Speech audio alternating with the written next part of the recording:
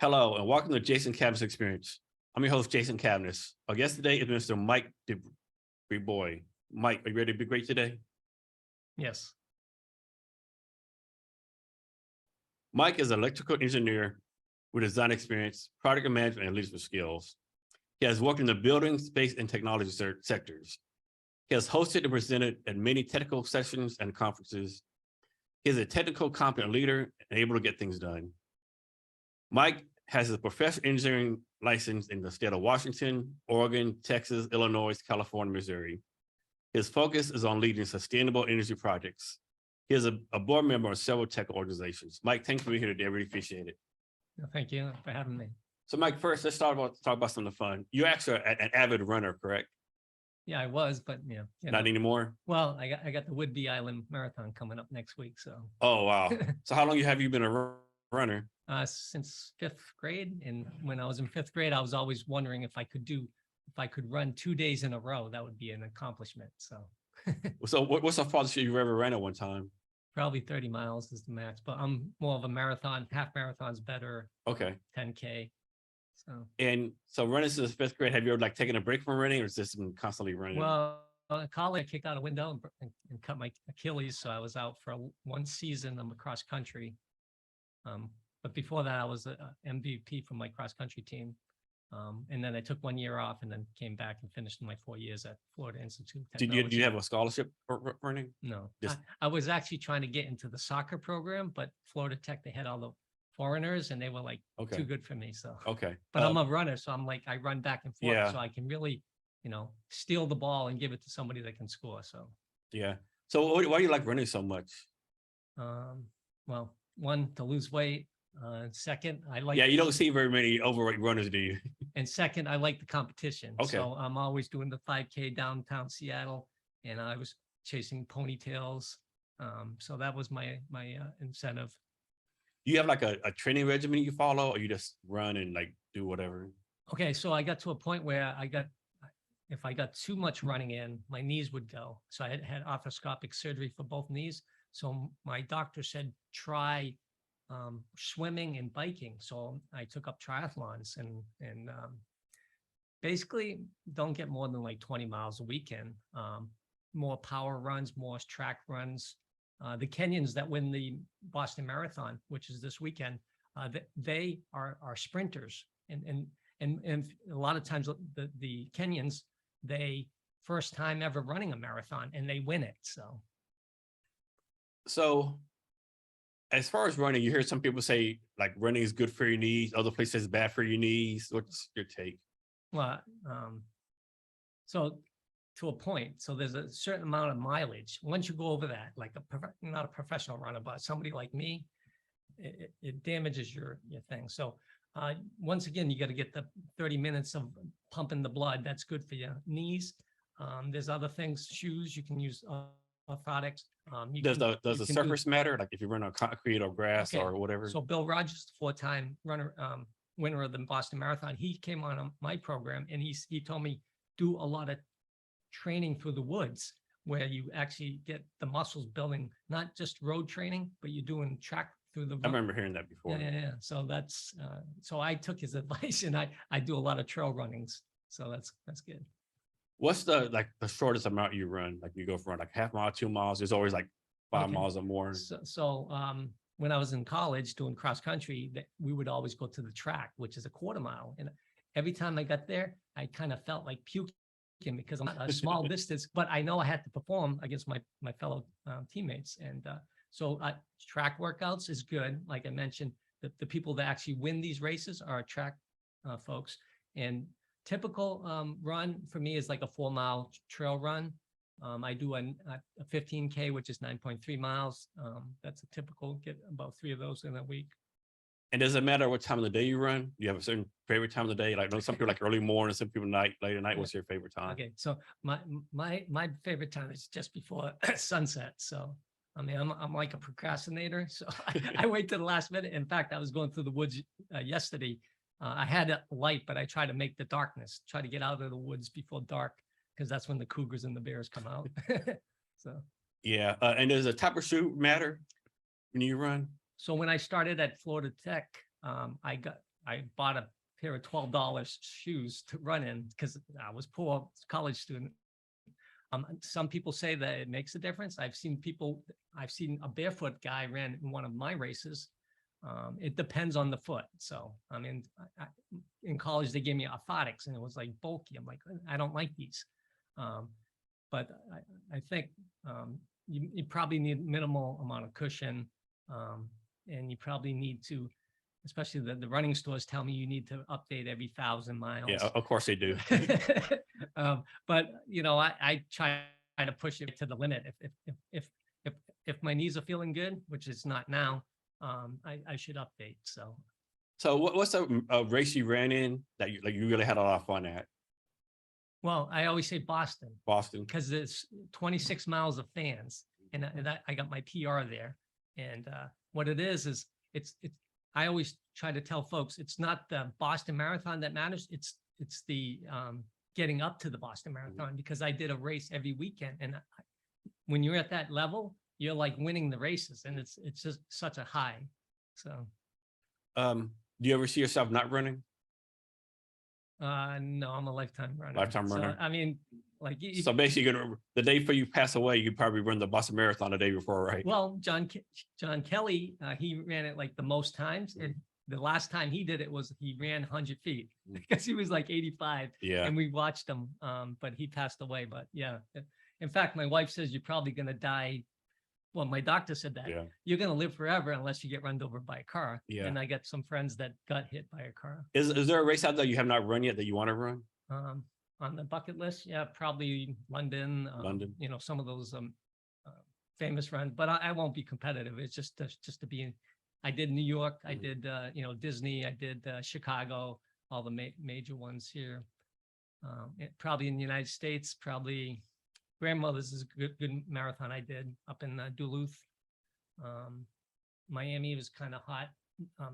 Disney was hot. Chicago, it was hot. It was like 100 degrees. We lost a guy, so they had to close down the race because I drank all that Gatorade because I was there first. Yeah. So when you're running the marathon, like what's the hardest part? Like first 5 miles? I always say different story. Like the first 5 miles, some people say hit mile 20. Okay. Like what's been your personal experience? So I think it's 13, because if you're not feeling good at 13, which is halfway, you kind of thinking about, should I give it up? You know, but once you get to 20, you know, 6K, you got 30 minutes left, or 45 minutes. Then personal pride takes over, all that kind of stuff. I'm guessing. Yeah, I did Georgia, and I get one of these guys that wrote the book, and I hear the crowds clapping. I'm like, what's going on? And then I see, I forgot his name, pass me. I'm like, oh no, man. I'm like, I'm doing good, but he's even going faster. So a lot of these Kenyans, they do the second half of the marathon faster. So, yeah. But and so you were in a marathon next weekend, you said? Yeah. Whidbey Island with a lot of hills. Okay. So I'm a pacer, so I have to hold okay. pacer. So I have to go 3:45 on that one. Okay. So try to stay constant. So there's a bunch of runners running with us. I'm guessing you've made a lot of friends through your running days. Yeah, friends. You know, a lot competitors. What do you want to call them? Competitors. Yeah. They know me in the industry, so I'm known as Mick. So that's my running name. Okay. So. And do you do like any triathlons or ultra marathons? I do triathlons. I did the Ironman, which is a 26-mile marathon. It's a 2.4 mile swim and a 112-mile bike. So I did that once. So next question: have you always been this insane? Oh, well, I'm actually.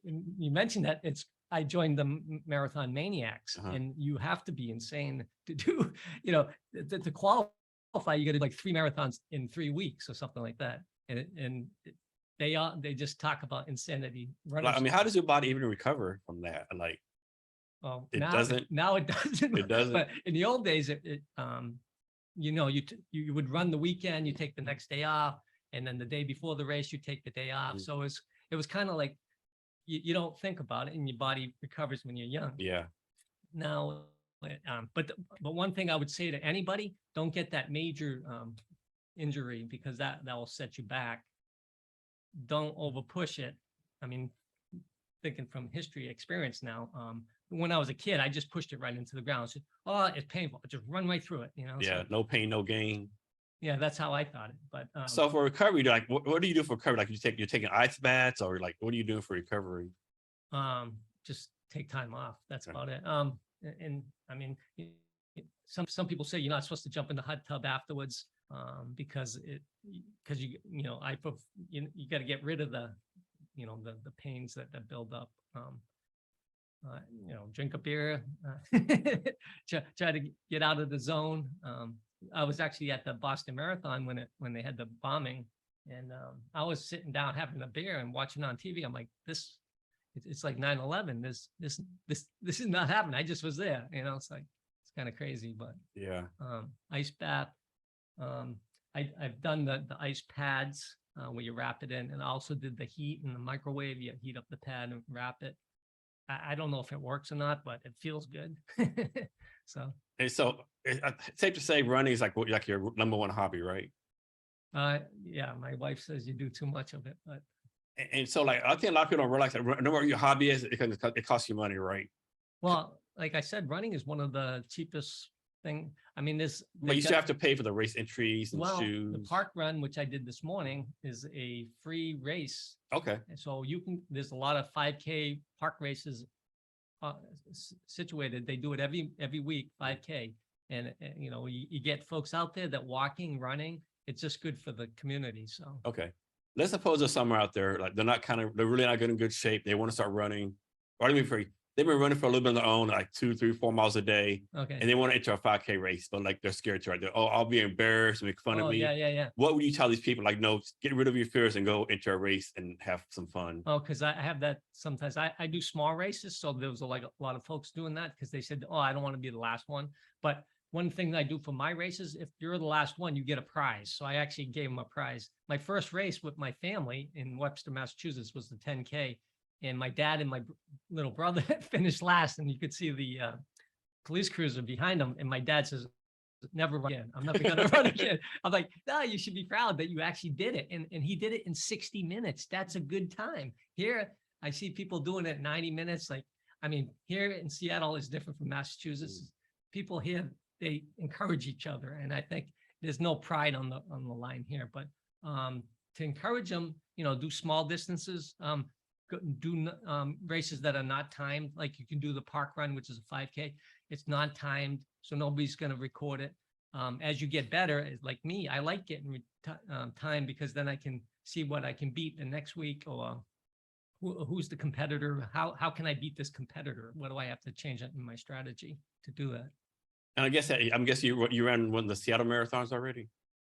Several of them, yeah. They got So- the rock and roll. They got the Seattle Marathon and Thanksgiving weekend. So I could be wrong, but I have to imagine the one in Seattle like has to be kind of hard, right? Because it's in wintertime. It's all the hills. Is that one of the tougher marathons out there, or is it like average? I think it's average because Boston is the same. Boston has a lot of hills. They got Heartbreak Hill. But the thing is with Seattle, the cooler weather is good for runners because I mean, if it's hot, I mean, your body overheats and you slow down. Seattle's like perfect. It could, if you had the mist and overcast, I mean, that's perfect conditions for a great PR, a personal record. Okay. But I don't have any problems with the Seattle Marathon, but the Seattle Rock and Roll, they kind of went down through Woodland Park up and down. So if you're training for a marathon and just on pavement, this would be a little twist. Okay. But I mean, you're always looking forward to the next rock band. You know, 3 more miles, you got, you know, another rock band, you know, playing music, and keeps you kind of going on the Seattle Rock and Roll Marathon. So let's suppose someone's like has not run like for the longest time, right? Okay. Say they're mid-30s, their average health, right? And they're like, I want to run a marathon. What advice do you have for them? Obviously, they can't say today's Monday, I'm running a marathon on Tuesday. I'm thinking like, Okay. like how long do they need to train? Like, what would be like a dummies 101 training plan for them? Yeah. Except if you're my older brother, he kind of had a week before that Boston Marathon. He said, Mike, eat a big steak and run it. He never did it, but he's not a runner, but start walking and then move up and then move up. And the thing is, you get, I think it's the 10% rule. Don't increase more than 10% a week. And then if you feel pain, I cut back a little bit. Try working out at the gym. treadmills, mix it up a little bit and keep it fun. Like fartleks would be like speed up and slow down, speed up, slow down. That's always a good training. Do some long runs, slow long runs, and then fast runs. Like, so, take it easy, have a schedule. I mean, I think when I first started working out, they always kind of gave you a schedule to follow, but listen to your body. If your body says no, you should cut back or slow down, or bike. You can walk. My dad does power walking, so that's good. He does also ballroom dancing. In fact, when I was injured, they told me to do the aerobics to get the breathing going. So there's two things for running: is your body, aerobics, and the mind. I guess you got to have them all up at once. And then when race day comes, like this weekend's the Boston Marathon, people like cutting back. You don't want to speed up, but to me, I always kind of did a half a marathon the week before, and I'm like sore. So it's like, well, that was unless you're training through the marathon, you're using it for something else further. You'd probably want to taper off before the race. And then Boston Marathon, they have this huge buffet pasta, and it kind of like, it's called carbo loading, and that you got to eat a lot of junk food during the marathon because your body's like just burning calories left and right, and that will keep you going. You don't want to hit the wall, because a lot of folks, I did that once in Yakima Marathon, and I hit the wall because I didn't grab a drink right before the end of the marathon, and I came to a complete stop. My body shut down. I'm like, I'm almost winning the race, and they have it ready for me because I was early, and so I bypassed that, and I just came to a walk and stop, and then people just passing me. There's nothing you can do. So you got to be smart. You need the sugar at the end. If you ever see some of these Kenyans at the New York City Marathon, they're popping jelly beans or some sugar pills to get that extra boost to get you to the finish line. Do you have any like mentors as far as when like anybody who like shows you how to run better or anything like that? So I kind of model after people like Bill Rogers. What they do. I got a lot of local guys that are really good. I got one guy. He's shooting for under 3 hours for every state. So he flies into every state. So what he says is pretty good, because he also does triathlons too. In fact, Marcus Garcia, he's a coach here in Seattle, and he coaches all the triathletes. So he's been very active. I had him on my program for the Beaver Lake Triathlon to talk about safety.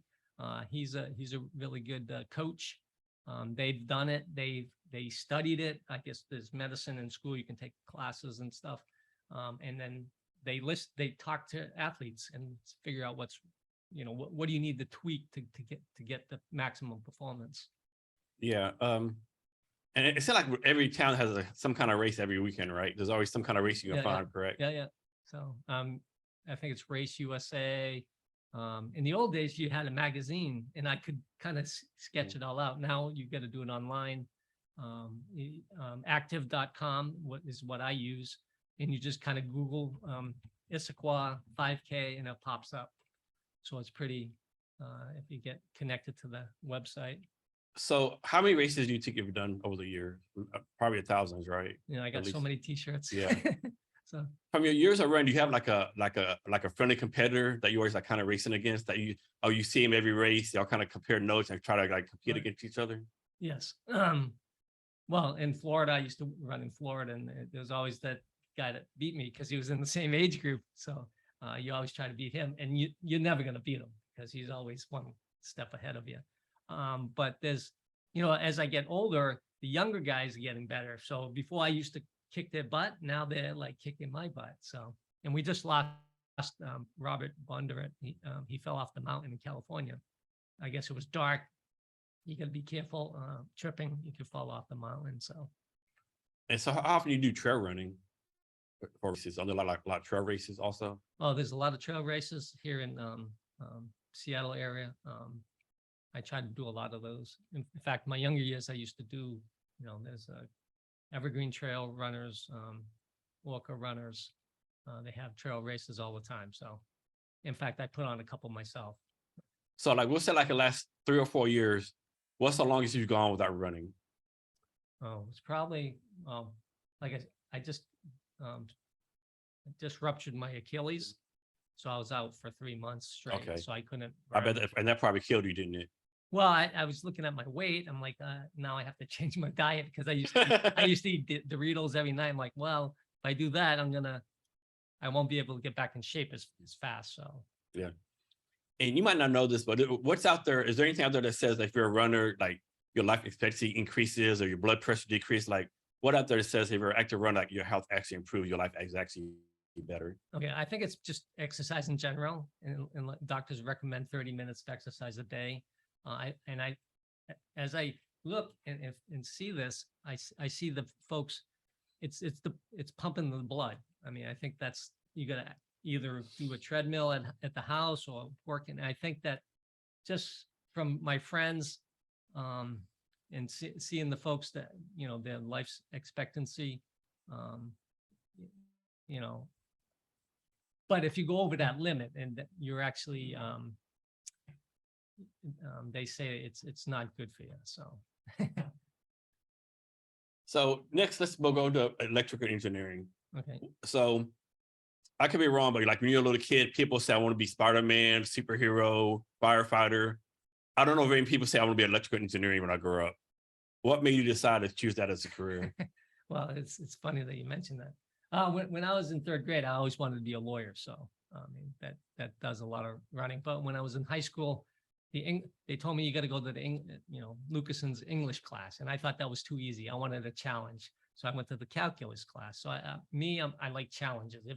If I'm just sitting in class getting an A, to me doesn't do anything for me. So I took calculus, and then my dad's a mechanical engineer. My brother was a mechanical engineer, but the way I did it, I applied for MIT, RIT, all the California Institute of Technology, and the one that a different major at each one, a different engineering major, and the one that popped up is that I got accepted at is University of Hartford in Florida Institute of Technology, and the one at Florida Institute of Technology, I put in electrical engineer.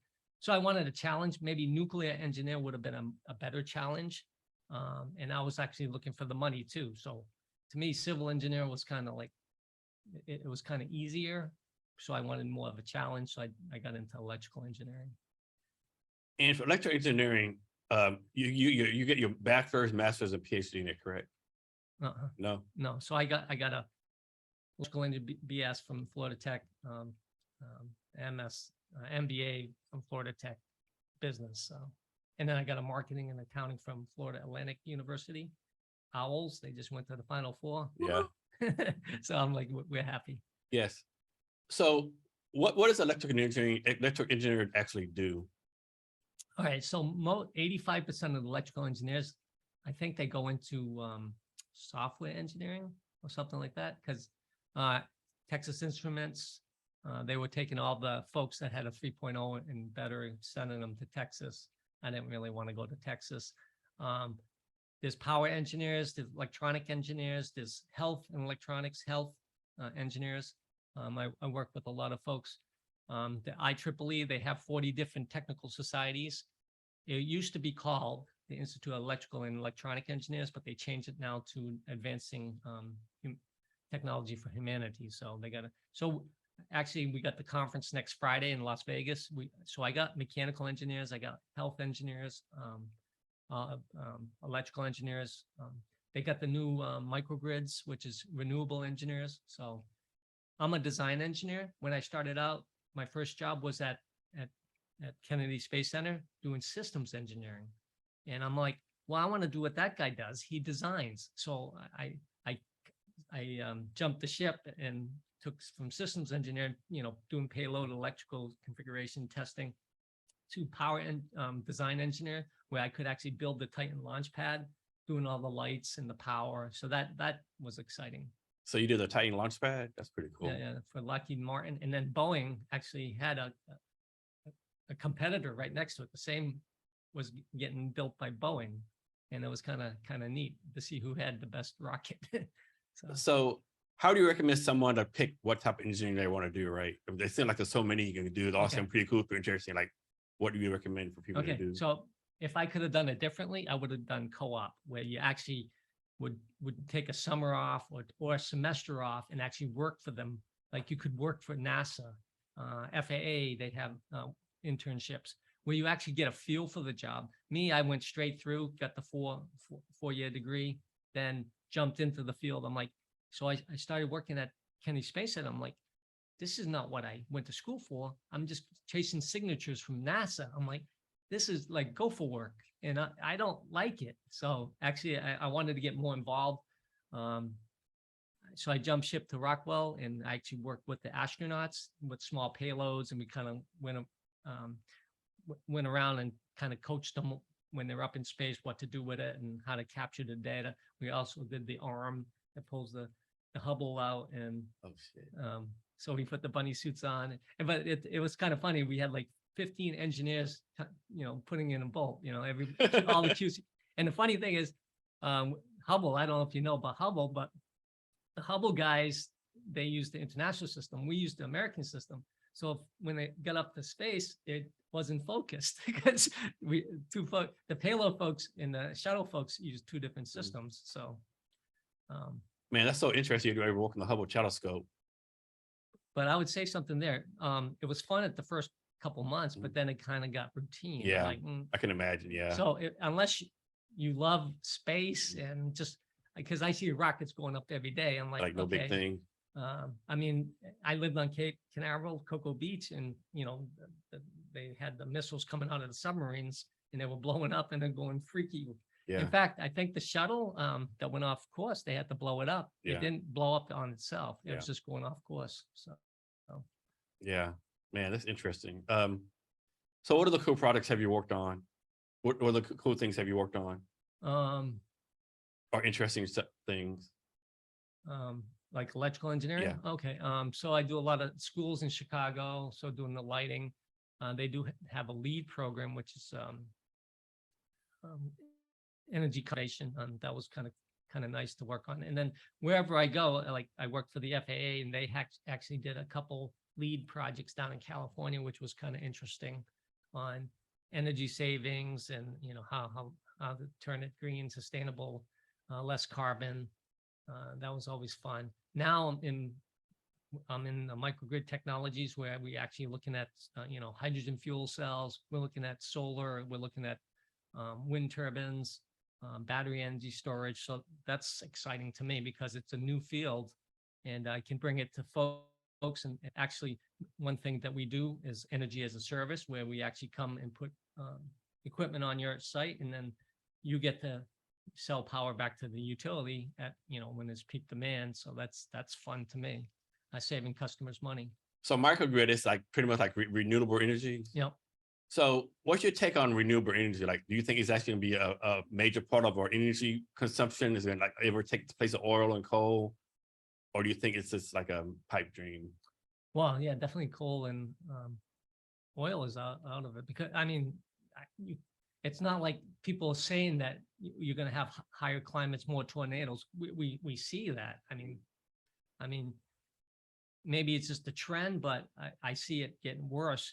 And unless we do something for the environment, I guess the carbon is kind of heating up, like causing more storms. But I think if we get rid of that by doing the solar panels, the wind turbines, the stuff that doesn't give off the carbon, I think we're going to be a better society. And in fact, everybody's pointing at the U.S. like it's our fault because we got all these diesel cars, and yeah, I mean they already have hydrogen cars, hydrogen trucks. They have EV trucks. I mean, we're working with City of Vancouver. They're putting in a whole new hydrogen fueling station down there, and they just put in EV charging for their buses. It's all the clean energy. So I mean, I know the United States has a lot to blame as far as carbon emissions, but like don't countries like China, India have like way more all the pollution they have? Maybe not cars, but the factories and stuff like that. Yes, that's even worse. Yeah, you're right. Like I mentioned, when we go to China, they have the fuel, the coal, and they had the marathon there, and they had to close the marathon down because nobody could breathe. I mean, they had to put masks on if they wanted to run, but I think there was one year they had to close down the Beijing Marathon because of the cold in October. So I think you're right on that point. Yeah. As far as microgrids, are these like gonna replace like existing electrical grids, or how's that gonna work? In some cases, yes, it's called DER, distributed energy resources, where they actually are doing wild horse here in Yakima area, Ellensburg. They got wind farms, which is actually replacing the diesel generators. We have a lot of hydrogen up here, so we're good up here in Washington. But like California, there's no there's little or no hydro, which is water generating electricity, and they're having power outages left and right down there. And we're actually doing work in Shasta, California, where we actually putting in solar and battery energy storage and wind turbines. So the telecoms, I don't know if you know PG&E, they shut off your power for no reason. They see a storm coming because they had that fire. So we got these telecoms out there, and they lose power, and they have a diesel generator there for what, a couple hours, and then that cell phone doesn't work anymore because there's no power for the cell tower. So we're actually putting in, like I mentioned, renewables for that telecom. Does nuclear energy play a part in renewables? That's something totally different. No, nuclear is part of it. Yeah. So we actually going to do a tour here down in Seattle. They have the fusion, Avalanche Energy on the 24th. We're going to go through there. Fusion is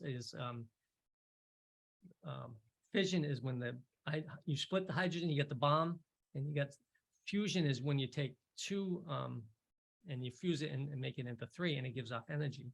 And I think that's going to be really great when it comes online, which we're thinking 2027, where you got microgrids that are fusion, and all you need is two atoms to come together to make three, and it gives off unlimited clean energy. So I think that's a big part. If they get these, we interviewed a couple people already that are actually doing this in England, and there's a guy up in Canada that does it. His company, they got lots of funding for this. If it gets off, and you just heard the Secretary of Energy, she claimed that they put the two together. Yeah, I remember that because that was a really big deal. But you'll hear all the background, all this other stuff, the magnets coming together or the lasers, that took a lot of energy too. But the concept kind of, it was a positive for the industry. So now nuclear energy, I know it gets a bad rep, Chernobyl, 3 Mile Island, but nuclear is actually like the safe energy out there, right? Well, nuclear, that's the fission, right? Not the fusion. The fission is the 3 Mile Island when the explosion, in Russia, they had the Chernobyl, that bad stuff. You got to be able to contain it. If something goes wrong, you got to be able to shut it off. That's always, but it's still clean energy. I mean, it's little or no carbon output. How about all the nuclear waste that people say is like dangerous and lasts millions of years? Yeah, that's an issue. Yeah. I mean, we got that in Hanford, they're making them into logs and burying them. And now I guess the drinking water is not supposed to be safe. I heard. So, yeah. Is the Hanford plant, is that still operational?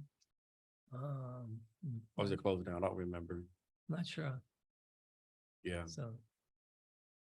So as far as renewables, suppose you had to pick one to put all your money against, right? Like which one do you say, hey, this is a renewable that's going to actually make it versus other ones? We have investors that actually talk on this, but I mean, it's just like the stock market. Which ones right now? Solar is 85% of it is made in China. So I mean, we're backdooring it to Vietnam to get it here. And I think Biden just came up with you guys are you're taking the shortcut and getting around it. Let's just kind of like let China back in. I think he said that. I'm not 100% sure, but you got solar, you got hydrogen fuel cells, you got regular fuel cells, which is remember the space shuttle was, going to wherever, Mars or Saturn. They have fuel cells to keep fuel cells is sort of like a battery.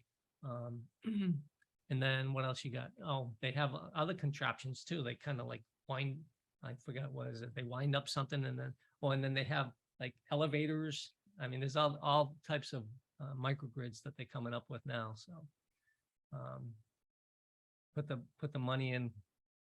Can't tell because like we're working with Vancouver, they got EV and hydrogen. They said in 3 years they're going to decide which one they're going to do the second phase on. So it's, we'll have to see. It's like the beta and the VHS. It's, you can kind of guess. I mean, the beta was smaller, right? You would figure that would work, but people went with the VHS. Yeah, I remember that. What excites you about the future of electrical engineering? So one thing that we're trying to do is, so the IEEE is 450,000 members, and we're going to get the president-elect. He's Tom Coughlin out of San Jose. So what he came on my program and he was saying that we need to motivate these young engineers because then, I mean, we're going to lose all the electrical books. They're going to what software or whatever's paying more money, I guess, or whoever gives the life balance. But the thing is, from my perspective, just like NASA is the brain drain, if you don't coach the young guys or excite them, we're going to lose the whole industry. And then every year at January 1st, a couple of days after, they have the young stars, young folks, and they kind of like get them up on stage and praise them and give them new ideas. And I think that's a great incentive to excite the workforce in electrical engineering. And just like the schools, I mean, what motivates folks to go to a certain school in electrical engineering? Yes. So electrical engineering, like it's pretty tech advanced. Has a tech advancement been been steady over the years? Well, there's a lot of stuff coming out like ChatGPT. I mean, that's exciting. I mean, that's something to do with I guess it goes across all the fields, right? Physicians. So I guess what do you define electrical engineering as? Electronics. I mean, they come up with space electronics. There's all types of different electronics. So, I mean. So once you get your bachelor's degree as an electrical engineer, you have to get some kind of certification, like you do as a lawyer, or you just get your degree and go find a job? So there's a couple of things out there. I mean, I got a PE, professional engineering, to do power system studies or building. You got to go through the AHJ, which is the code officials. In this, if you're going to put lighting in power, you need to get a PE, professional engineering. So you have to sit for the exam, which is I think it's an 8-hour exam.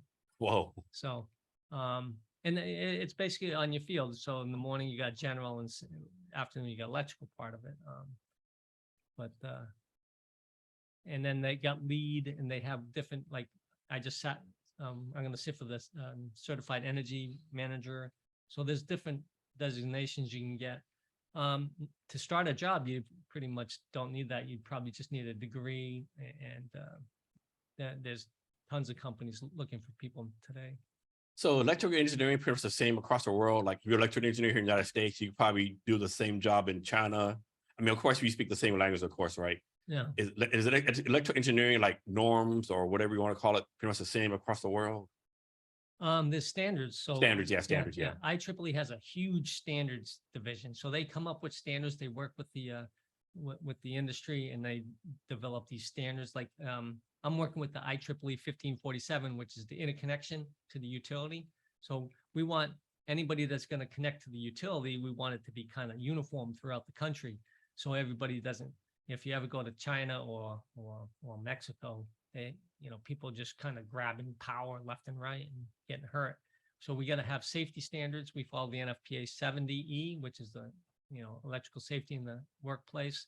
Like I mentioned, the 1547 kind of details on what parameters you need to have to connect to the grid, because if you have a corona effect, you could actually destroy the local utility. So, I mean, the utility is very concerned about other people selling power back to them, and it has to be on their terms, in their standards. So, yes. So, Mike, you have your PE license in different states. Right. Why is that? Like, why do you have to have one for each state, each of the 50 states? So how does that work? Or Well, we do work in Texas, we do work in California. and each state has a different standard or something, or different license requirements?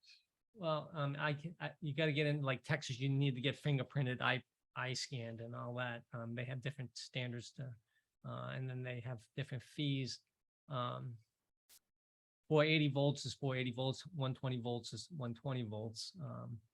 Canada has different standards. They're at 360 volts, so you got to follow those. But yeah, each state, they have ethics exam you have to follow.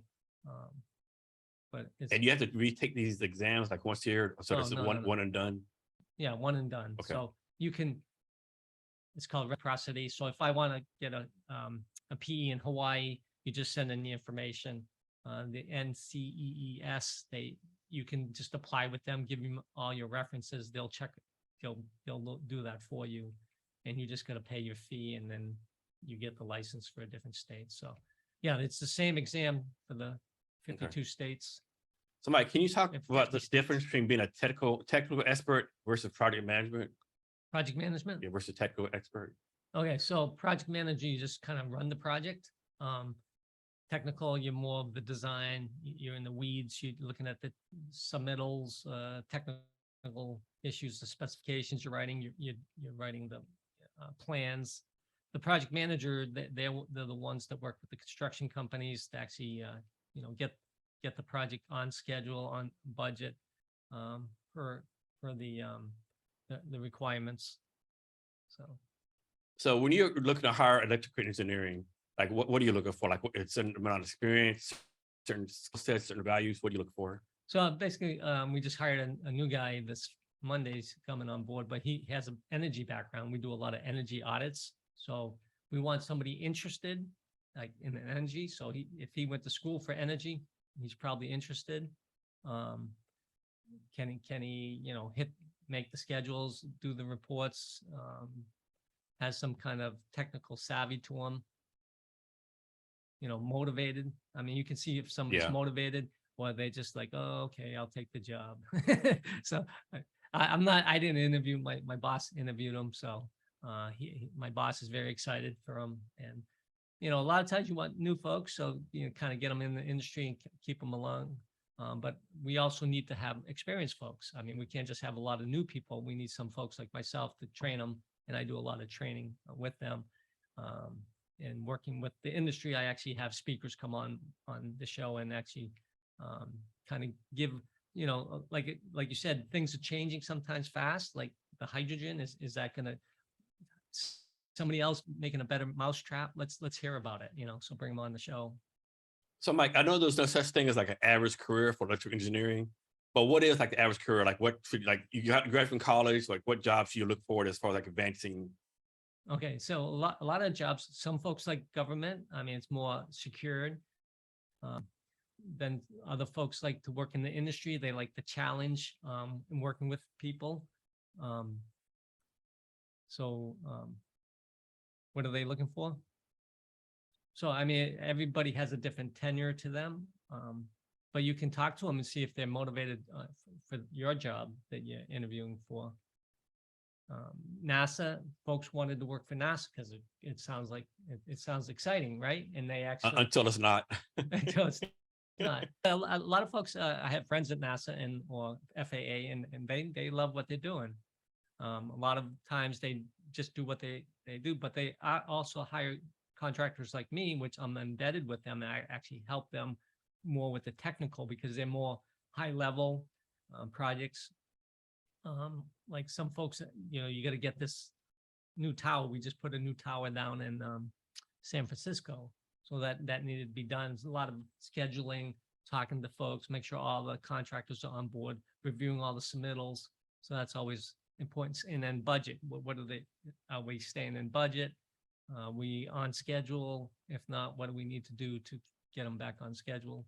So I'm guessing when you do your job, electrical engineering, you're doing whatever you're doing, you have to deal with the bureaucracy of local governments, state governments. And don't answer this if you don't want you to go, is there a certain city or location that's easier for y'all to deal with because it's less bureaucracy or something like that? Or is it pretty much bureaucracy across the United States. Well, once again, it depends on the AHJ, which is the authority having jurisdiction. So you could have one manager that approves it and then another manager that doesn't in the same city, in the same department. So that's, it's sort of like that in school, right? If you got the electronics guy, I was just telling my wife, one of the head of the electrical engineers, I just read in the Facebook, actually, he died. And I'm like, wow, I was in this class. And what he told us in class is to take the book to the bar and read it. And that's what he talked about the whole day. He's a department head. He actually didn't have any technical things he was sharing with the class. He says, read the book. That's all he said. And it was, so, different teachers, in fact, I went for accounting in University of Central Florida, and she kind of flunked half the class. But if you got past that, you accomplished something, as opposed to somebody just handing out A's. So there's a difference. I mean, I like the challenge, but you got to sometimes you got to get through the classes. Yes, can you talk about your role as chair of the IEEE? Okay, so I always wanted to work with consultants, and one day the position was open, so I took it. And basically, what it is working with consultants. And this is a non-paid volunteer position, right? That's right. Yeah. But I have about 110 consultants in Seattle, so I try to have talks for those consultants. What they do, there's sometimes there's small consultants, they need help on, getting their business going. A lot of them are engineers, so they don't think like a business savvy. I try to connect them with business folks to get, what do you need to move forward? Where you're looking. So we kind of give them all kind of ideas. So I actually reach out to them and listen to what they want to hear. And then like my conferences, I reach out to them so I can promote them. So if nobody knows about you, I mean, then you don't have business. So you want to get that repeat business. I mean, that's important. I know a lot of the engineering companies here in Seattle, they get 90% repeat business, and that's good. So, And how long have you been the chair? I'm going on 4 years. 4 now. years? And they told me it's only supposed to be good for 2 years, but I got nobody else No one wants to do it. So to me, I took it from my BD, business development. So I think reaching out to people and working with them, they help me too. So it's a win-win for the IEEE Consultant Network. And I just won an award for having the most talk shows. Right. So I didn't hear anything negative. People just like what I'm doing because it's free. They're not paying me. I'm connecting folks, and I think it's a win-win for the for the area. So of course you're doing it because you want to give back to the community and be of value, but what do you get out of it? I mean, you yourself get something out of it, right? What do you get out of it? Well, I get the connections. So I got the conference next week in Vegas. So I'm taking the Microgrid Consortium down there, and we're doing actually presentation in the boardroom at the in Las Vegas, and while the conference is going on. So basically, folks that are coming there, they're coming to see me too. So we're going to talk about some jobs and some potential jobs. I mean, we got the Green Energy Corridor coming out, and the DOE, we're working with the DOE, Department of Energy, on getting these fueling stations every 30, 50 miles from here to the Massachusetts on the I-90. But somebody just gave a talk last week, and they have the induction highway where you don't even have to stop anymore. The roadway actually fuels the car along the way. I've heard of that. Yeah. So I thought that was pretty cool. But like the ChatGPT, which is, I don't know if you know about that, but is it eliminating our jobs or making our jobs easier? Or, I think that's a great forward thinking. Yeah, but we're looking at it is like, remember back the days we had a bunch of horses, and the cars came out, people are like, hey, because you have people like, shovel the horse shit off the street. Yeah, they're all going to lose their jobs, right? right. Of course they did. Like, I just think it's a cycle, right? Yeah. New stuff comes up, replaces old stuff, and people adapt, Now, like, are people gonna lose their jobs? Probably yes, right?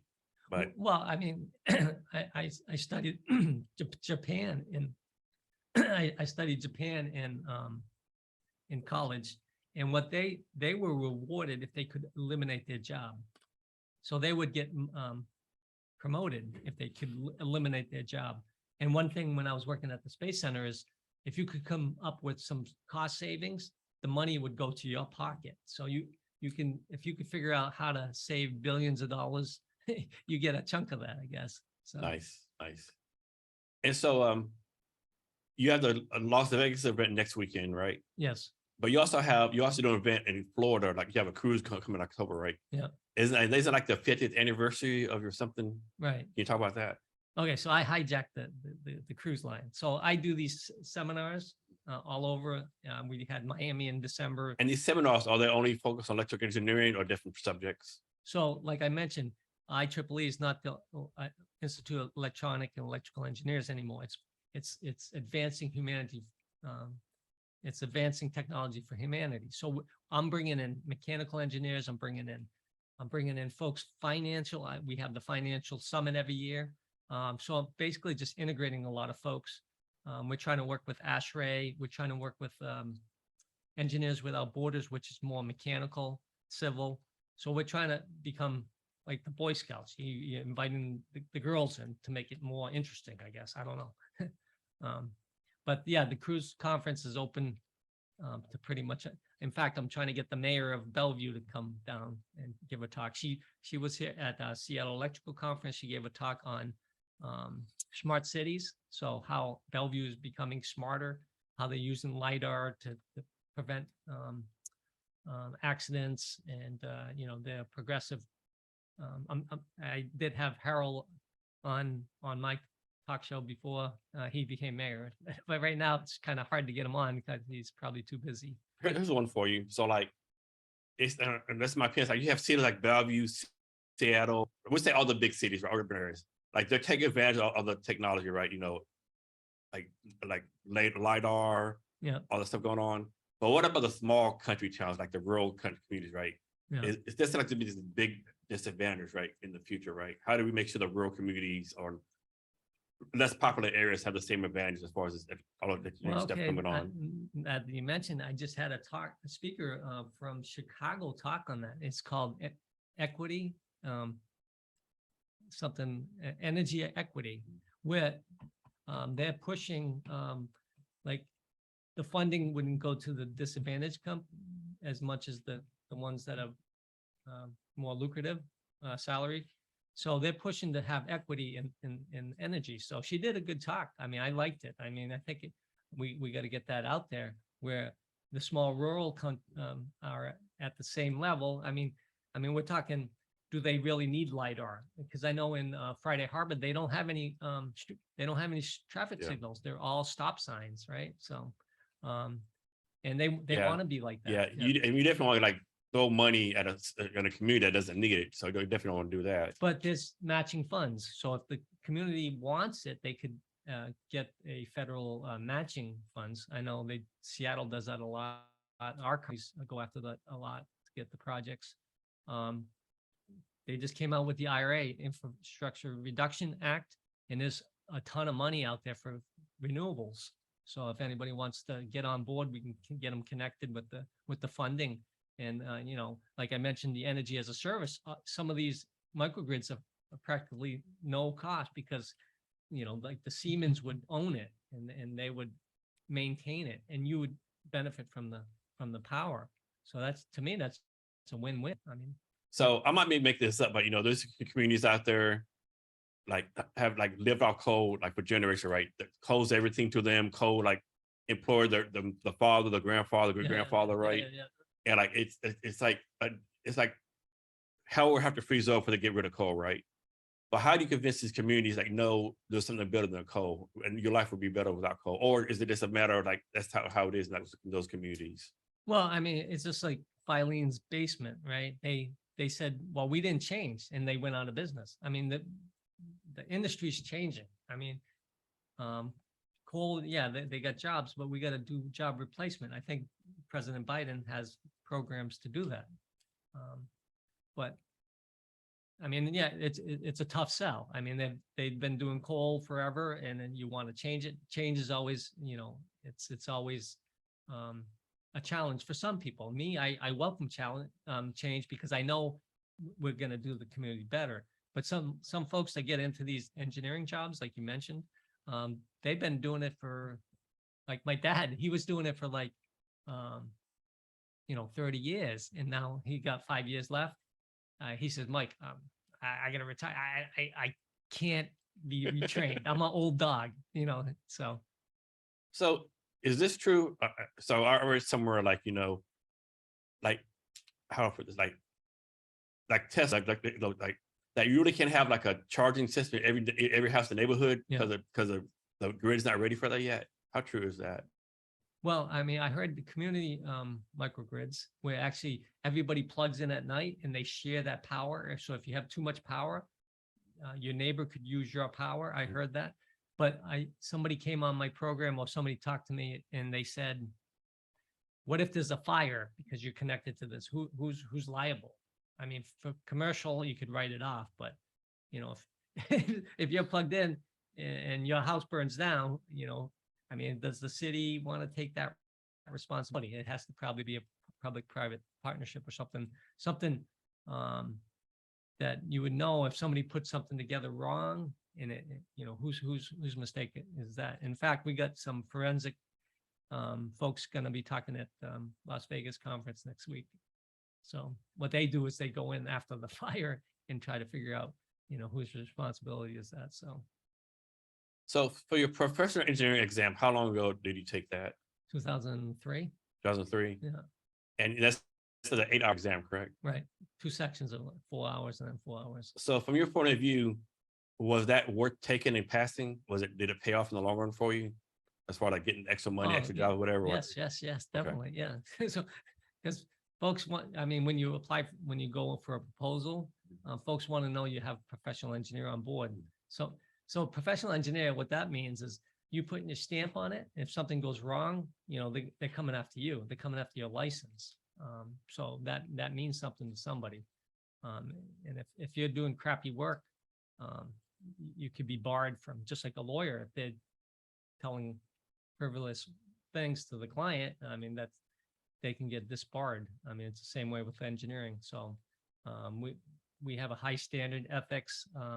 So we need to follow the code. The code is the minimum before you go to jail. You can do more than the code, but if you do less and then there's an accident, smaller wire size, you burn the wire, you burn the house down, then that's all not good. Have you ever seen anyone like that have their professional engineering like revoked since you've been doing this? Well, I see a lot of people on the list. So, and they say, don't work with these folks. Or, I mean, I'd imagine it's a pretty small community, right?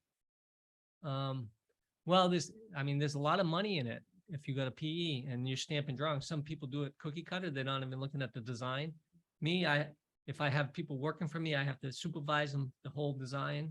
And then I mean, that's your personal credibility on the line, right? I own I can imagine like stamping. Oh no, what it's like, that's craziness to me. But some people, you need a stamp to go through the city, right? So some people kind of sub that out and say, can you stamp it? And then some people have no ethics and they stamp it and they get the money. So that's an issue.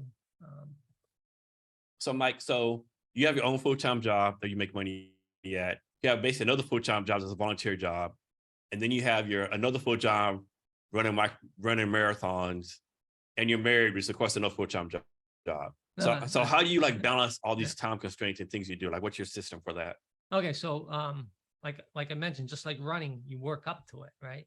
So a lot of this stuff, like I tell my boss, I get the job done in 30 minutes. What do I do the rest of the 39 and a half hours?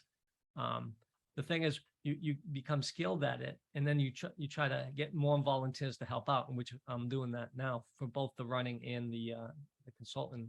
But folks want to be part of something that's valuable. And funny that you said that. The Seattle chair of the IEEE, Sanjay Samuel, he's looking for volunteers. A lot of folks like, I want to be there, but when he actually needs somebody to pick up the pizzas, nobody's there to pick them up. So Yeah, most people know the benefits of doing the job, but not the job itself. Right, Unfortunately. exactly. Yeah. So, Mike, you present a lot of technical conferences, right? And so, how do you deal with like presenting technical matter that can be pretty boring, but also make it exciting? Like, how do you make like good storytelling with the technical piece? Okay, so the trick to that is you got to keep it fast paced. All my talks are just 20 minutes. So somebody has all this. I said you got to pack it into 20 minutes. So you're getting the best 20 minutes out of them, and then 5 minutes of Q&A. So I got to keep it fast paced. Some people don't like that because I'm too fast paced. But when they're up there, I say we're going to invite you back for an hour show, and then you can give us more information. I mean, some of this is really great stuff, but we're just showcasing it. We're just sampling them. We're actually seeing what they have, and if they're great, that's good. If I had one guy, he was showing a video selling something. I'm like, well, the IEEE is not about selling stuff. Well, I had to sit through it because I invited him. But the thing is, the IEEE, we try to, because I heard this before, they don't want all this advertising. If somebody's going to go to a conference, they want content, something that they can use. And then like the Las Vegas, I have 2 tracks, which they can choose the speaker and they're going to get cut off at the same time, so you can switch. I mean, it's basically 2 conference rooms. We got Greg Billington. He's an Olympic triathlete that went to Rio. So he's my co-host. He'll be speaking. And then I always have giveaways at lunchtime, the IEEE giveaway, make that exciting. We have happy hour. I invited Santa Claus to December, Miami, and Santa Claus was drinking a beer. I said, have a beer, Santa Claus. So everybody liked that. So it was really nice. Some of the comedians, they could be pricey, 15,000. I'm not at that level yet. But like most of my conferences, the speakers, they just come, most of them paid from their employer. Basically, we're showcasing them, we're promoting them.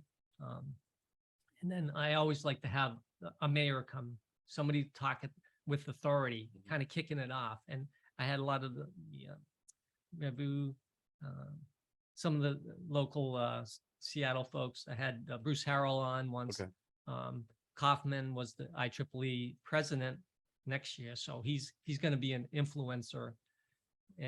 And we got him on a cruise for a week, so we got his ear. So nice. He was wanting, what can we do? So we can talk to him, say, hey, let's push more microgrids, or let's push more electronics, or whatever. But he goes around and talks to everybody. He's working with the president now. I guess it's a 1-year deal.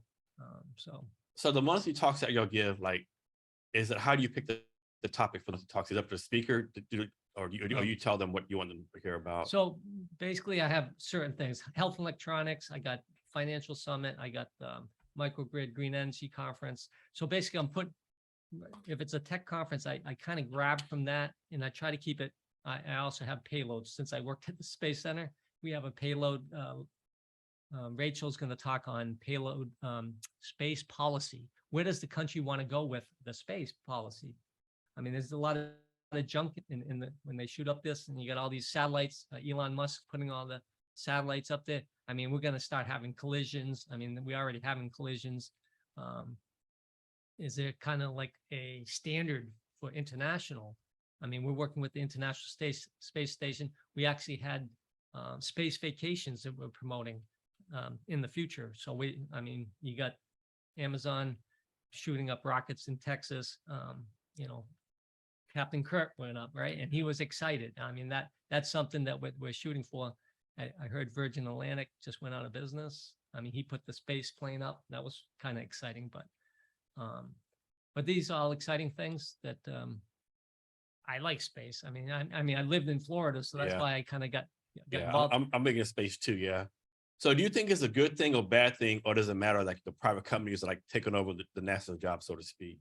Oh, okay. So when I was in 1987, when I worked at the Space Center, that was NASA's biggest thing. They wanted to commercialize it. They didn't want to be a big bureaucracy. I mean, we looked at the space shuttle as a Model T Ford. I'm like, we're lucky to get this thing up in space. I mean, the technology is so old, and to change a whole program, it takes billions and billions of dollars, and that wasn't going to happen. So getting Elon Musk to put the SpaceX up there, that is just fantastic because they're motivated. They're motivated by the bottom line. Yeah. The NASA, well, if we just push the deadline, or we'll get around to it when we get around to it. I mean, it's just a different mentality. I remember when a SpaceX first landed those rockets, you knew were rockets, the first that actually worked, like we're like, oh shit, like this is badass right here. This is so nice. And they just got approved for the, I just saw them, they got approved for the Mars, is it? Yeah, I think so, yeah. So that was good. That's not something most people don't realize. I mean, I do, but like what's on our phone was more engineering that wasn't what got us to the moon, right? Oh yeah, sure. Like, and people don't realize that. Like, if you have enough power here to send you to the moon, right? Right. And so, like, next question, like, we went to the moon in 1969, and we really haven't done anything in space since then, right? If you think about it, right? I mean, of course, you sent probes to Mars and Pluto, but like, you don't think we would have had a man on Mars by now, right? Why do you think we went backward? You think about we went to the moon in 69, went a couple more times, and the space shuttle really just flew around the Earth, right? Like, do you think it's like a national will, different priorities? What do you think? Yes, I think it's different priorities. I mean, I think they're already talking about a moon base. I mean, we don't need to go on the Mars, but I think I had the astronaut that's doing the medical, and he was concerned about the gamma rays that kill you before you get to Mars, but now he feels confident that we can get somebody to Mars by 2039. I think they're shooting for, but they won't be coming back. Yeah. So it's just like America, definitely a one-way trip. Get on the Mayflower, you're going to the United States or whatever. Yeah, you're not coming back. You're not coming back, but that's good. I mean, you got to set up a colony up there, and I think that's the way. And then the moon. I mean, the moon. They're looking at the moon. It's calling. In fact, they're getting a lot of solar stuff. Somebody did a talk on that. You can get a lot of silicon or something from the moon, and you can build build it there. Yeah. I mean, that's impressive. I mean, I mean, just imagine, like, let's suppose like Columbus or Mayflower came to the United States, and then it went back to get more money, right? And they said, we're not gonna spend no more money on this. We're good here, right? I mean, just a sense of adventure you got to have, I think. You mean if Matt Damon gets to Mars? Exactly. Yeah. Well, we're not coming to get it. No, they're not. No, they're not. Well, they'll send another. I mean, eventually we're gonna get there. I mean, it's either us or Russia and China. I don't know, whoever wants to get up. I think China's going to the moon this year or something. I think so too. Yeah. Yeah. So Elon Musk offers you a seat on the Mars trip. You taking it? Well, my grandmother said never fly on the space shuttle. I was like, I say, why not? I mean, I work inside of it all the time. But I mean, I'm too old by the time I get there. I'll probably die. But my daughter, she's 13, and that could be a possibility. I definitely think my kids and my grandkids are going to do space travel, right? Yeah. I put it this: if my grandkids aren't like able to travel the moon or something like that, I don't know. I think something's gone wrong scientifically. I think What's that? I think if my kids don't go to the moon, or my grandkids don't go do space travel, some kind of space travel. Yeah. I mean, something's gone wrong, I think. Well, I think that's going to happen sooner than later. Yeah. I mean, I like the Atlantic. You just take off and you can get to a level with what space now? 100,000 feet? I think so. Something like that. Yeah, and that's too. Like, it's space, then there's like, I guess, a real space, right? Like, well, I mean, I had one lady I was talking to. She does the where the jet goes straight down and you feel 0 V, and 0 G's. She calls it the vomit flight. I mean, sort of like when you go deep sea fishing, everybody's like vomiting, I guess. Yeah. But and then they just picked the 4 people to go to. I saw that. Go around the moon, I guess. Yeah, I saw that. Yeah, I saw that. Yeah, that was nice. Yeah. So I know that we have a space program. Russia has one. India, Japan. Of all these different countries with space programs, which one do you think is our closest competitor? If that makes any sense, do you think it's still Russia or? Well, Japan's. I mean, China's coming up fast. Yeah, they are. Yeah, on everything. I don't know what they're doing, but they're doing something right. Russia's probably running out of money. Yeah. I mean, I think, are we breaking up with the space? I don't know. Station? It kind of seems like, how can we even be partners with them right now, right? Like, right. So I don't know. But the astronaut at the talk, his wife was actually Russian.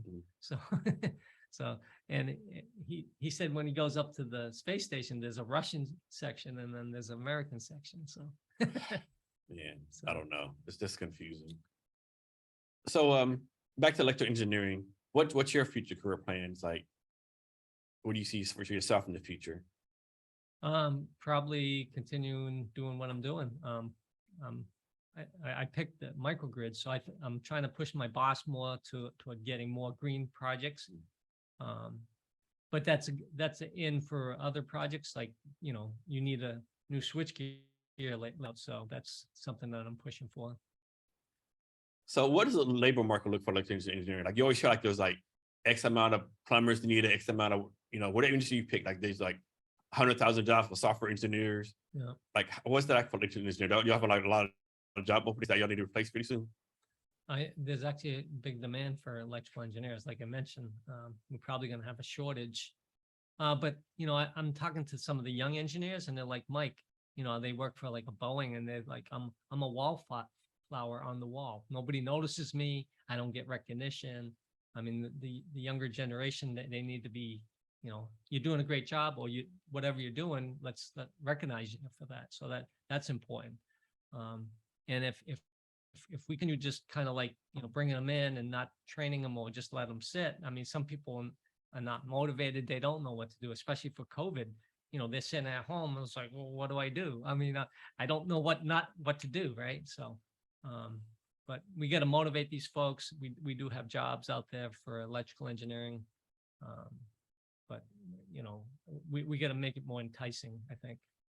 And so I'm guessing electrical engineering, you got to have a pretty good math background, right? Yes. So like, is it like calculus level, trig level, physics? Like what kind of math? Or is it all the above? Yeah, all the above. Okay. Physics, electronics, statics, dynamics, thermodynamics. We go through all the basic courses, and then you can select after that semiconductors or electronics. What do you want to focus on?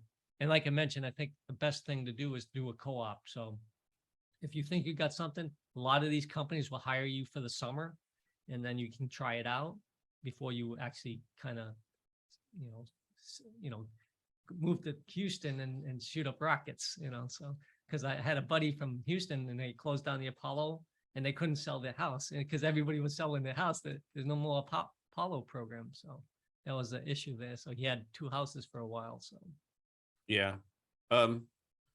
So next question. We'll talk about running. Is there anything else you do for fun? Any other hobbies you have? I like going watching movies. I mean, I just kind of stay up abreast with movies.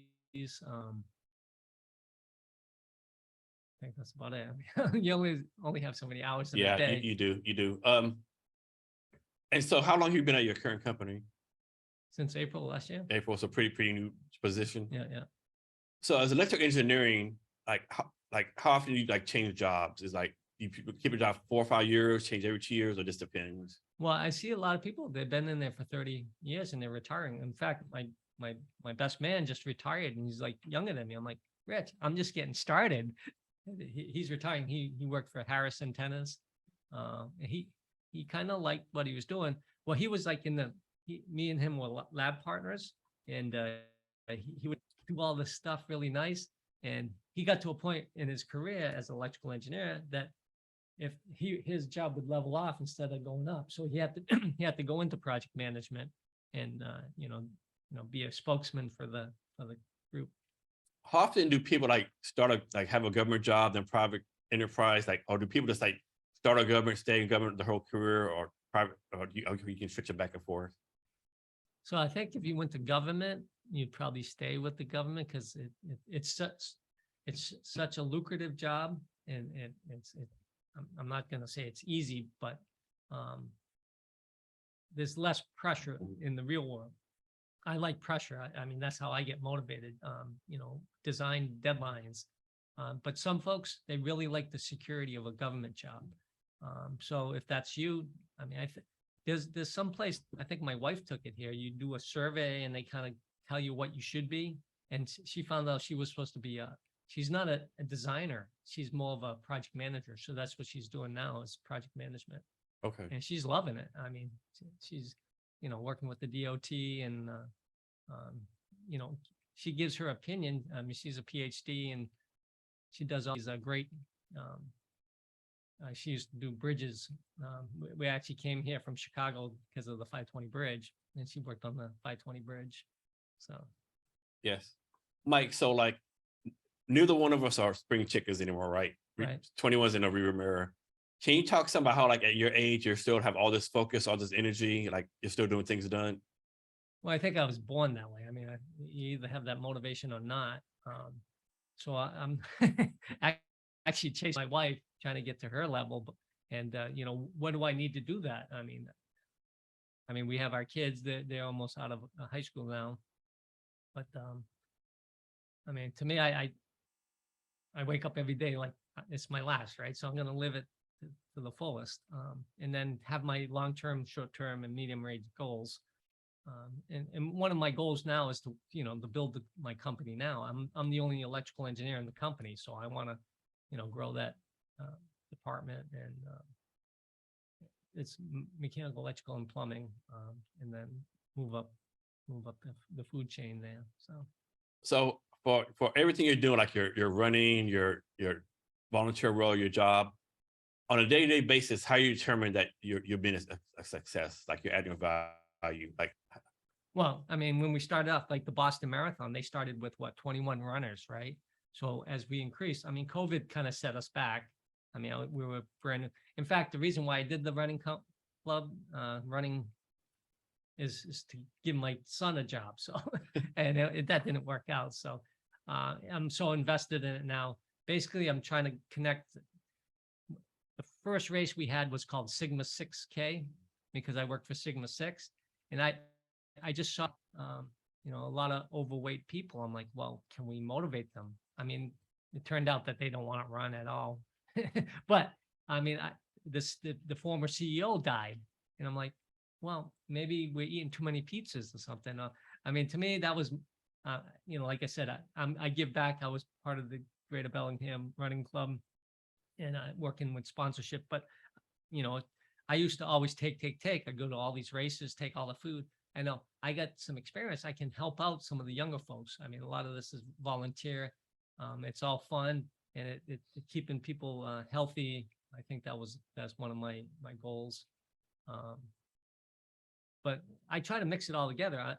I try to get some of the professionals that I work with in electrical engineer to come out to the races. So I'm kind of like trying to motivate them to, you know, become more community related. I have network night with the Mariners, trying to get folks out there for that. Trying to figure out what do they want? How do we keep them active? Speakers, pizzas, that all works. so. Mike, you said earlier about how far you ran. Is there a distance even farther you want to run, like bucket list, like I want to run 100 miles in one day or something, like that? Yes, exactly. On my bucket list is the 100-mile run. So I don't know if I can do it in one day, but there's a lot of races.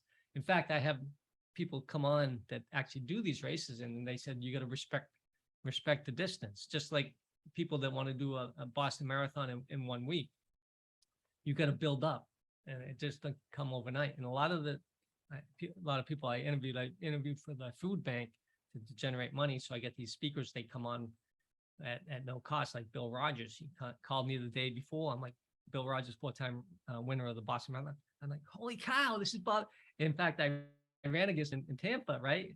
And I passed him, and then he passed me back, and then I finished, and then I hear this crowd, and I said, Bill, what happened there? He says, oh, I took a wrong turn. So I mean, that's what motivates me. Okay. Do you have like any professional mentors? Professional mentors. So I work with the folks in the industry. I mean, if I have issues, I kind of reach out to like Sanjay, you know, what would you do in this case? So I have a lot of contacts, I guess you say. And then, you know, if something doesn't work, you know, what you do in the past. So it's more like engineer peers. When I was working at one of the Seattle companies, my boss was my mentor, so I was kind of following him. He was an expert in bridge design for electrical, so movable bridges. So I kind of tailed along with him because we were doing projects here that had electrical involved. He was actually doing projects all over the country. But that's what motivates me, because if I see something I like, I want more of those. So you kind of hang out with that guy a little bit more. And the second part of the question, probably more important, like who are you mentoring? Okay. So, you know, a lot of the young guys, they come to me and say, especially for job, career advancement, well, you know, what do I do, Mike? I mean, like I said, I'm a wallflower, you know, so I try to talk to them and figure out, well, what are you trying to do? What do you want? You know, do you want to write papers? Do you want to be, you know, praised? If you don't like the job, like the Navy, it was kind of like, you know, you go to work, you get a paycheck. I mean, but is that motivating? I mean, to me, like I said, I'm more industry type. And then Boeing people, they're so they are indoctrinated on a certain way to do things, and it's kind of hard for them to change sometimes. So, but I have friends on both sides of the, you know, either government or industry. So Mike, you mentioned bridges, right? So I could be wrong about this again, but it's like the infrastructure in the United States is like horrible, right? Yeah. Like you hear about bridges failing tests, roads having potholes, like stuff being like not done since the 1930s. Yeah. Why has infrastructure like gone to shit, so to speak, right? And you look at other countries like China, Japan, like example, I think China or Europe has a train that goes from like London to Berlin, like an hour and a half, right? Of course, I'm making that up, right? Yeah. And it takes like 6 days to go from Seattle to LA, right? Like, is this government bureaucracy, or what do you think the challenge is? Well, we do have the high-speed train from LA to Las Vegas. It was in the works. I think they just canceled that project for some reason. Like special interest, especially here, light rail. I mean, one of my coworkers was saying is like, Mike, only 5% of the population uses the light rail. Why are we spending half the budget on the light rail? I mean, that's very expensive. But I think in the long run, if we're going to be like China or one of the top industries, you need that connection. I mean, folks can come in from any city and don't, you know, like Singapore, they get you to the last mile. They even have cars that bring you right to your house. And even though only 5% people use the light rail, that's 5% of people don't have the cars on the road, right? Right. And maybe the link road actually went more places, more people to use it, right? That's correct. I mean, that's my opinion on that. Yeah, I just think a challenge. You say all the time, you know, I'm not going to vote for light rail or I think a few years ago, South Sound Trans had some kind of ballot initiative.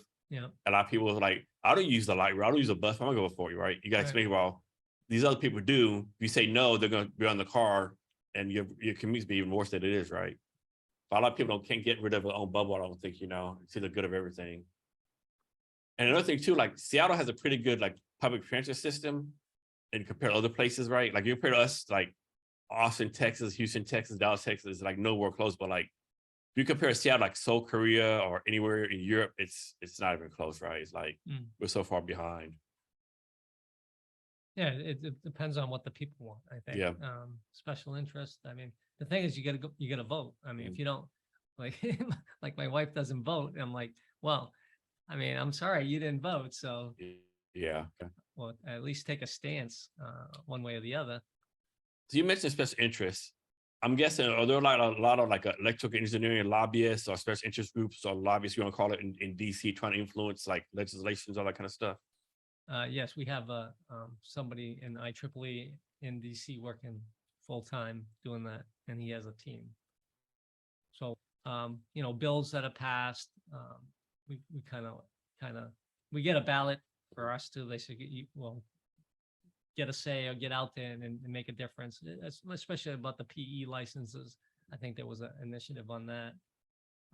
But yeah, we got somebody in DC working with our senators too in there. And y'all do that at also the state level? State levels. I had to mention some like the state legislators or. Well, there was a big issue in California. It's called the job shop or something. What is it? I think I know what you're talking about. But he was trying to make me push to get him on the program, but he never came on the program. I'm like, well, you gotta you gotta get out there so you can push that. I mean, it's like Uber, I guess. They're not treated as employees. Yeah. And he's doing like these job shop jobs, like per job. He doesn't work for a company. He works for himself. And I guess he wants to hire folks, and does he hire them as employees or Or can he take contractors and, contractors? yeah. Yeah, so that's a big issue. So there's a big push for that bill. And he got our senator from, well, not a senator, IEEE folk from DC to put a word in for that California. And I don't know which way it went, but I haven't followed that because I'm not into that industry. That's why I say, if you want to push it, I'm glad to hear your voice. I don't know why he didn't want to come out. Maybe he's shy or something. Yeah, who knows?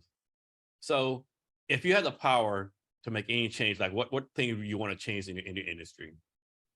Change.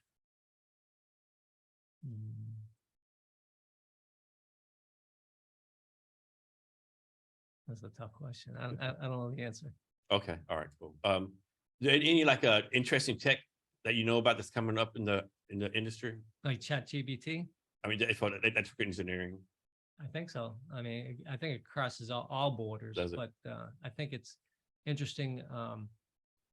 You can ask this artificial intelligence, what's the answer to what's the diagnosis? I think that there's a lot of research going on there. We work with a couple of the health companies locally, and I think that's going to take off really good. So do you see the day comes when like AI and robots take everything over? Like, the robots are doing all the electrical engineering, AI's doing everything. And then we're just like on like, I don't know, some kind of universal basic income, not doing anything, and the robots are doing anything. I think so. I would agree. I mean, I don't see any reason why if we come up with a technology that works, and I mean, the thing is, they're not eliminating our jobs. We'll be more maintaining them. Yeah. We'll be watching them, but they're 24/7. I mean, Yeah. That's It's not the same thing, but example, like if you have like a lineman who like goes fix electrical wires in a storm, Yeah, like why, if you're somebody's human life, you just send a robot or a drone to do it, right? exactly. But of course, I know they make damn good money, right, doing that, right? So then, Oh yeah. they make $80,000, $90,000, $100,000 a year being an electrical lineman. Is like, and like, what do you do? Like, how do you replace the income, right? Well, I think a lot of them just get phased out. The new stuff's coming in, AI or robotics. I think that's the way it's going to go. So instead of, like you said, the coal people, they kind of get, I mean, if they're mid-career, they get cut off in half. Well, they got to get retrained, whatever they have to do. I'm sure there's programs. Well, I'm just hoping Skynet is not in the way. Skynet, yeah. I'm Hoping that's not in the way, right? Well, I mean, I don't know if you've been following cybersecurity, but there's a new thing coming out. There's not ones and zeros anymore. It's going to be like infinite amount. So it's like, how do you detect? Yeah. You're not following ones and zeros anymore. So it's called, what's it called? Cybersecurity. Forgot what it was called, but I mean, we had one guy talk about it. He works for the government, and he's saying, well, we're training up now because in 5 years it's going to come online, and we want to be prepared. So, I mean, right now we're getting, with all those cyber hacks and stuff, you see cities shut down, companies getting shut down. What's called like some kind of cyber ransom? You got to pay the ransomware. Yeah, we had a guy talk on that. And in which levels are they coming at the transmission level, the physical level? And then how many companies out there or organizations have got hacked, but they don't tell us, right? Because either they don't want people to know, or Well, like you see, 6 months later, then they like they announce it. Say, oh, we got hacked 6 months ago. Well, why didn't you tell me now? Yeah, my information is probably all over the world now. So I know. And like you hear, like, and no one's safe. I hear like Wendy's, Target, like National Banks, U.S. government, Pentagon, and the Pentagon got hacked. Like what chance anyone else have, right? They keep their stuff secure. Exactly. Well, I mean, look at the guy just this weekend. He just kind of put all the stuff on social media. Yeah, put on the Discord server, the 20-year-old dude. So you hear the story about that? Suppose like it wasn't like no top secret stuff. Like he was in this Discord server, right? And like bunch of like basically like nerds like playing like video games. Yeah. And they started talking trash. And the guy, Air Force guy, supposedly said, "Well, I'm in the Air Force. I have access to top secrets, right?" Yeah. And like, no, you don't. Get the F out of here. You're bullshitting. And he posted all on the Discord server, right? To prove they had access to this top security. I was supposed I wasn't like trying to set up a channel or anything malicious. He was just trying to like, be the super nerd and prove that he had access to all this data, right? Oh, that's weird. Yeah, now his life is pretty much like rest of his life, probably, you know. Yeah. I don't know. That's crazy. So, Yeah. well, I mean, Snowden was the same way. Yeah. No, Snowden wasn't the same way. He had a vendetta, I guess. Yeah. So, He was totally different. Yeah. but how do you talk to a guy? I mean, you could be a normal person, and how do you get inside the brain? You know. And of course, somebody would say, like, why does 20-year-old kid, I mean, he's a man that was serving the country, but to a 21-year-old guy, access to all these top level secrets, right? And I think it's only been in the Air Force, not even like maybe a year, right? Year or two, right? So he's not like he was like a lieutenant colonel with 20 years experience. He's like pretty much brand new Air Force access to all this top level stuff, right? You think there'd be some kind of like access controls or something, you know? Well, I used to do top secret at the Space Center, and it's the need to know. You don't get to have access to everything. So what he would had access to is what he was working on. Yeah, you're right. And he didn't have, like Snowden, I don't know, he had like everything. Yeah. And like Snowden was like the head of the CIA or the information that guy had, right? So he probably had top secret level. Yeah, he released everything. Yeah. Yeah. So this kid, like, supposedly just like, you know, want to be a super nerd and prove like, no, I really have access to it, right? Yeah. Well, I mean, they're doing that now in Tacoma, right? You can steal a car with your cell phone. Oh yeah, I saw that. Yeah. So the challenges, or the ice challenge, and people were dying, or you drink your water and then you die. You know, I mean, that's social media. I mean, that's a whole different issue. Yeah. So speaking of social media, how do y'all use social media to, like, you know, because a lot of these like young kids come up there on TikTok, Instagram. Yeah. How do y'all use social media kind of way to entice these kids or these people to become electrical engineering? So me personally, I do the Zoom network, Teams. IEEE has a great website, so I've been using that. I can make flyers. I can make invitations, which is a good platform. Which if somebody else doesn't have that, like somebody from California said, Mike, I'd like to join, or how do I make my own consultant network? So I said, yeah, I'll teach you. But it kind of died. I mean, it takes a lot of time. It does. It does. And I know it, so I can train these folks. Yeah. I mean, that's what I try to tell these people. If you want to do it, I'll help you. I mean, I'll get you going. Like my boss just joined the consortium network. I mean, does he realize how much work that is? I'm like, I hope you understand how much work that is. But it could have a good payback too. So back to the cruise in October, right? Can you talk more about that? Like, what kind of speakers you're going to have? Like, how many days is it going to be? And what, like, how people can sign up, all that kind of stuff. Okay, so it's in conjunction with the 50-year IEEE USA. They just wanted to do something different. Like I mentioned, I do conferences. So the first thing I did is I knew the whole ship is not IEEE. So I knew I could get a room to do a conference. So I advertised it and the word got out, and everybody, my guy put a good word in for me and says, Mike's on board. He's good. The IEEE president, he's like, I have him as a speaker all the time. So I'm on board now. So anybody can register for it. And we're having, to me, I think I can have speakers for 4 days. And, if they want to get on, all I said, it's a free conference. If all you have to do is get on board. I'm trying to raise some money for some of the paid speakers, like the mayor of Bellevue. I'm trying to get her on. But it's exciting because it's a huge conference room on board, and we got it for free. And it'll be a good platform. So when you say free, the tickets for the actual cruise are free? No, you got to get on the boat. Okay, so you have to pay, like, if someone flew, they have to pay for the ticket from here to Florida, right? And then pay for the cruise tickets. Yeah. Okay. So I mean, I think it's a good deal. I mean, because I'm getting these top brain folks on board, good connections, CEO, decision makers. And if you can have those guys here for for a week. And what are they gonna do? You're on the boat, right? So they gotta listen to you. Well, one of the guys that went up in the first, I think it's Bezos space flight. He's in Gig Harbor. He wanted me to fly him back afterwards after he spoke. I'm like, oh man, that's kind of expensive. Yeah. He would speak for 1 day. He didn't want to stay for 4 days. But they're going out to the Bahamas. They got a private island. It seems like a really good deal. I used to, when I was in Canaveral, I used to go out there on the Sea Escape all the time. And it's just a fun trip, lots of food. And in fact, if you go with folks that even better. So I think it's going to be a great time.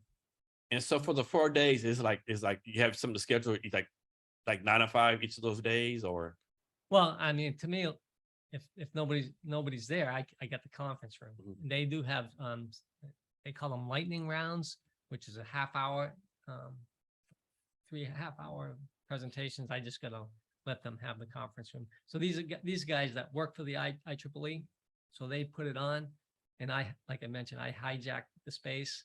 So I'm in. They accepted me, and I got a ton of speakers coming in, and I think it's just going to be a great time. Because I mean, like Las Vegas is going to be a great time because we get all the speakers coming in the day before. We're going to have a speaker meeting. Because like I mentioned, my conferences are fast paced. I don't, if somebody's if we had one speaker, she was talking to the guy on how to do the slides. By the time he got to go in 20 minutes, I had to cut him off. I said, Yeah. Marion, we'll invite you back another time so you can do a full presentation. But some of these, they're very technical, and a lot of folks, they spend a lot of time to get that 20 minutes in, and and we do a lot of advertising for them too. I kind of publish them, promote them, and then we have a salute to the speakers at the end, where we put a presentation together and put it online. So I think it's a win-win for everybody. Everybody's getting connected. My boss will be there, so he's going to make connections, and who do you want to work with? It's good to see folks outside Yeah. COVID. I mean, you kind of get sick of the Zoom meetings. Yeah, and you do. I said, my boss says, well, can we Zoom on? We're in the conference next week, right? Yeah. I'm like, well, we can Zoom them right now. We don't Yeah. have to wait. Yeah. So I said, we got to go shake some hands. Yeah. And he agrees with me. Zooms are nice, but man, it's just about being in person, Yeah, we got to, I mean, it's good seeing you. Yeah. I always see you online, and Yeah. So Mike, it sounds like a lot of the took industry, they work for government or private corporations. How often is there any value in electric engineering, like starting their own companies, own startups? Yes, definitely. I see a lot of engineers that actually work for the industry, and then they open their own business, especially like Microsoft. So, because I think we just had one guy, he's making a computer chip that's faster than everything on the industry. I'm like, wow, that's great. Yeah, let's hear your story. So, so everybody's like inquiring, and then I guess they kind of ran into a. I mean, if you make that claim, then let's see it. I mean, you don't have to show all the deals. You just got to kind of give us the general overview. I guess they're looking for funding too. So, but a lot of that stuff is proprietary, like all these fusion things. Like we're going to do the fusion tour here. They can give us the overview, but the details is. I'm sure they have patents, all that kind of stuff on it, right? They have patents too. Yeah. So patent pending and patents. In fact, in Las Vegas, we got a patent attorney flying down from Seattle. So I had him on the show, and now he's going to do a presentation. I get to meet him in person. Even though we're in Seattle, I never get You don't to meet see in person in Las Vegas. That's crazy. But I mean, I was trying to get the fusion guy. He's going to talk in Las Vegas. I was trying to get him here to talk, and he no show. I mean, we had him on the screen, but I guess sometimes there's excitement. You get to Las Vegas, a lot of folks, or just a venue where a lot of folks get together, and you kind of trade information, and it's probably faster than doing it on the Zoom call or something. So where in Vegas is your conference going to be at? Like, is it going to be on the Strip, the Fremont, or South Strip? Yeah. Okay. Yeah. So we got a lot of things planned. It should be exciting. So like I said, fast paced. We got 3 rooms going. Boardroom, we're going to have the Microgrid Consortium meeting, and then the other 2, we have 2 tracks going, and it's a technical, and it's all mixed up. So I hope you like excitement, because it could go from electronics and go payloads, health electronics, microgrids, all, and it's 20 minutes. So if you don't like a speaker, you can wait 20 minutes. Yeah. You got another one coming on. So when you do these conferences, like, do you videotape it and record all the stuff so you can push it out later? So online, we videotape it. Okay. The Seattle one, I videotaped it. I mean, you got the speaker. I don't know. I mean, I posted it online, so I don't know if folks want to hear that. But when you do it on the Zoom, you get more face. You get more questions. You can put the 2 people together. It's just a lot better scenario. So So I kind of asked you this question already, Yeah. but let's suppose there's someone out there, they're in college, they're electrical engineer major, or junior, senior, getting ready to graduate, and they want to come work with you, right? Yeah. What would they need to do to reach out to you, convince you that they're worth the chance? So one, we got to have a job available. I mean, we're a growing company now, so as I give my boss more leads, he can take on bigger projects. And I think he's on board with growing the company, not just having me as the single electrical engineer. Like I mentioned, we got a young engineer coming on Monday, starting with us. We're totally remote, so we have an office here right down the street in Bellevue. But you know, COVID kind of changed the push. I was always remote with Siemens, so I used to do all my work from the house. So this was nothing new to me. I didn't lose a beat. So resume, what kind of senior project you did? I used to work at the space center, and they said, well, come up with an idea. Ask them how to change a tire. And if they have that engineering thought, you just change it. No, you get out the jack, you do. There's a process. There's a process. So if they can think like an engineer, they're probably halfway there. Okay. So if they like learning, I mean, sometimes they want to do it themselves, but if they have aggression or excitement to do the work, I think that's half the battle. Is there some type of like really big, bodacious electric engineering project out there that someone's working on? Yes.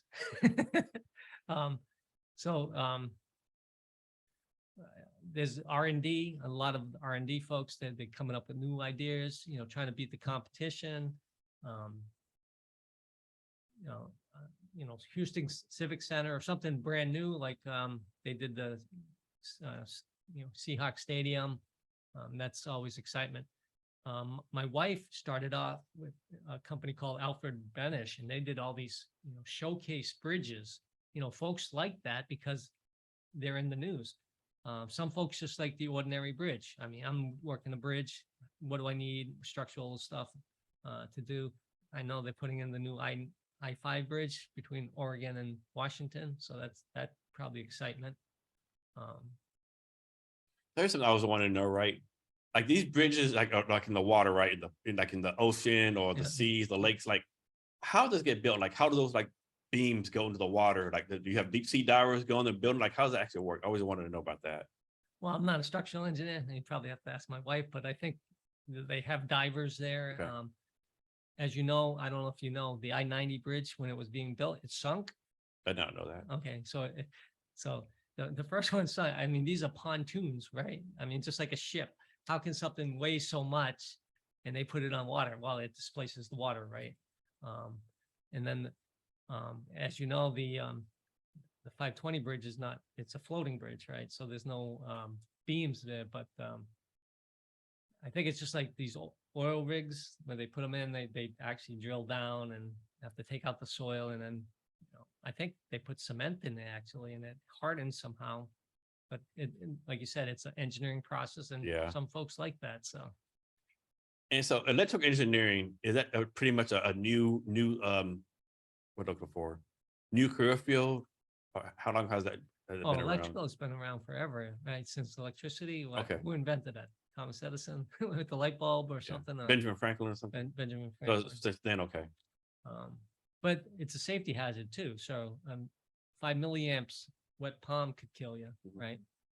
It's not the voltage that can kill you, it's the current. So we do a lot of safety precautions, make sure the switch is off, lock it out, because if you don't lock it out, Joe Blow, like your coworker, will put it on. Say, oh, somebody shut this off. And then the guy's working on something electrical, and then he gets, electrocuted. We did have a 3-mile line wire, right? So we disconnected it, and the new guy grabbed the two, and he got electrocuted. So even a line, it has inductance in it, which still has a current. So just like your TV, remember the old days? Well, it's unplugged, Mom. You stick your finger, it holds the charge. So, and then when it goes across your heart, I mean, if it goes through here, then you're okay. But if it goes across your heart, because when you grab, it's called the right hand rule. You only electricians, they always put their hand behind their back when they touch stuff because you want it to go this way, That not, way, not across. not your arm. across. Yeah, so. So Mike, is there anything I should have asked you that I haven't, or anything else you want to talk about? So I think you hit it. Running, IEEE, career. I mean, I think that's about it. Okay. Before we get out of here, can you, well, first of all, can you give us your social media or so people can reach out to you? Let's see which one. Like microgridconsortium.com. Yeah, that one, or your LinkedIn profiles, or Mike Brisbois at well, that's funny that you say that. I had one guy at sponsor. He says, you know, do I just PayPal you to Mike Brisbois? I said, yeah, go ahead. And I said, well, where'd it go? Well, I gave it to Mike Brisbois at PayPal. Yeah. There's a million Mike Brisbois out there. Yeah. So I'll put your link to social media in the show notes. Okay, sure. Yeah. And can you give us any last minute advice or wisdom or anything you want to talk about? That's about it. I think you hit them all. Cool. All right. So Mike, thanks for being here today. I really appreciate it. Okay, thank you. And to our listeners, thank you for your time as well. And remember to be great every day.